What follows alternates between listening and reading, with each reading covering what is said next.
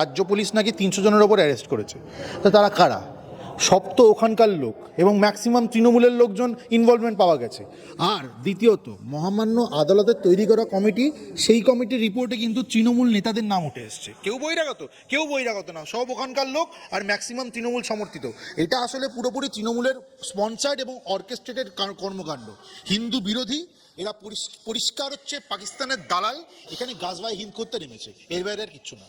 দেখুন, পুলিশের একটা মানে আলাদা ব্যাপার হয়ে গেছে এখন। দেখবেন পুলিশের কাঁধে ইনসিগনিয়া থাকে, তো ওই ইনসিগনিয়া এখন থাকে না, এখন পুলিশের কাঁধে হাওয়াই চটি ঝোলানো থাকে। এই পুলিশ মন্ত্রীর আন্ডারে একদম হাওয়াই চটি চাটা হয়ে গেছে। পরিষ্কার কথা, মানুষের উপর অত্যাচার, মানুষকে কোনো প্রোটেকশন দেবে না, সঠিক পথে চলবে না, ঘুষ তুলবে, এই হচ্ছে কালচার। আর আমাদের পশ্চিমবঙ্গের মুখ্যমন্ত্রী, যিনি পুলিশ মন্ত্রীও বটে, তিনি এই কালচারটাকে পুরোপুরি বাড়িয়ে দিয়েছে। বাংলা হান্টের আরও খবর দেখতে নজর রাখুন। বাংলা খবর মানেই বাংলা হান্ট।